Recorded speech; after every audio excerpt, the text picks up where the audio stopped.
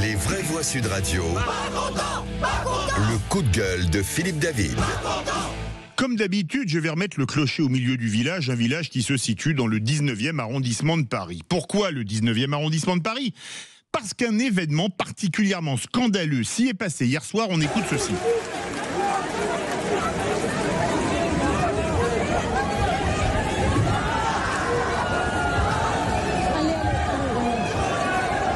Le son que vous venez d'entendre s'est bien tenu hier dans le 19e arrondissement de Paris.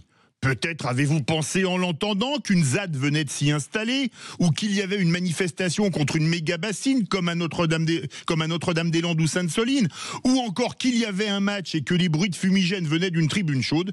Mais non, ni hooligan, ni punk à chien à l'horizon. Le son que vous venez d'entendre se passait au sein de la Philharmonie de Paris où se produisait l'Orchestre National d'Israël. Mais d'où peuvent venir ces hurlements et ces allumages de fumigène dans un lieu fermé, comportement criminel qui aurait pu mener à un incendie et un mouvement de foule?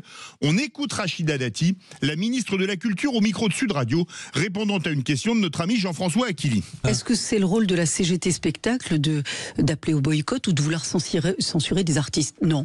Voilà. Et moi, je vais vous dire, bienvenue à cet orchestre, à la Philharmonie. Ça sera un grand moment de communion et de partage autour de la musique. Et on dit que la musique adoucit les mœurs. Et ben là, c'est évidemment, cette expression prend tout son sens. Donc je leur dis bienvenue et aucun prétexte pour une censure et au boycott.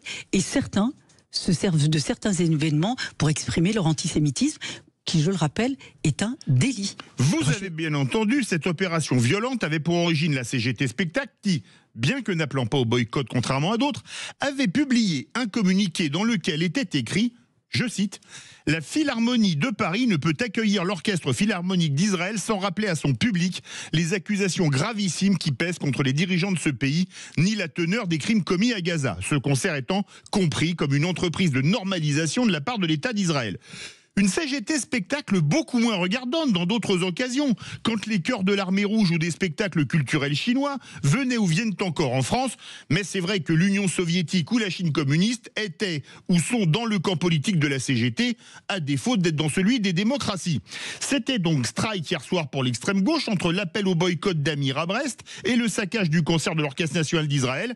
Manon Aubry, qui n'a pas condamné pour être la chef d'orchestre de la CGT Spectacle, lors d'un concert qui commencerait par ode aux antisémites et se conclurait par Requiem pour la culture.